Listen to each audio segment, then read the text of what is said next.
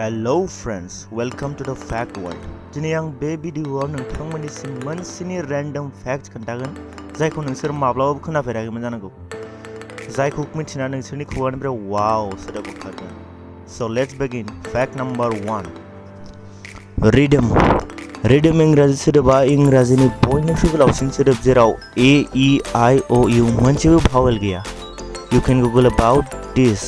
Fact number 2. थाम्फै होननायखौथ' नोंसोरो बयबो मिथिखागौ बियो बेसेबां डिस्टार्ब खालामो. स' नेक्स्ट फेकआ बेनिनो सोमोन्दै आइसलेन्ड होननाय मोनसे हादर दं जेराव मासेबो थाम्फै नुनो थाङा आरो थाखायाबो. या बियो सैथो, नों थिगखौनो खोनादों. नो मस्किट'. स' फैक्ट नाम्बार 3. जुदि नोंसोर 1 निफ्राय 999 सिम बानानजों लिरलाङोब्ला नों 999 सिमाव मोनसेबो ए लेटारखौ मोननाय नङा. 1000 आवसो ए दङ. And that's an interesting fact. नों लिरनानै नायनो हागोन. Wow. Fact number 4. नोंसोर मिथिगौ नामा बे बुहुमाव मोनफ्रोमबो 1 सेकेन्डावनो 4 गथ'सा जोनोम मोनो.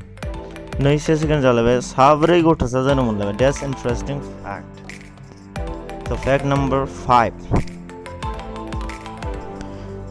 हिप्पोपोटेमास होननाय मासे जुनार दं जायखौ नों स्क्रिनाव नायनो हागोन.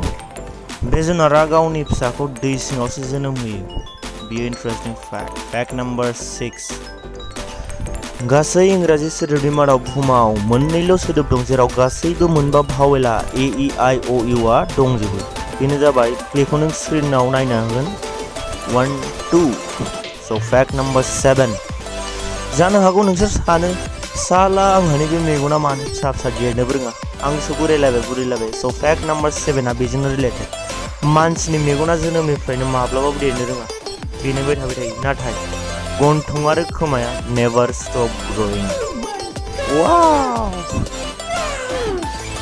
स' बे मोनसेनि फेक्टखौ खोन्थानानै दिनै आं नोंथांमोननिसिम बिदाय लानाय जाबाय. स' बाय.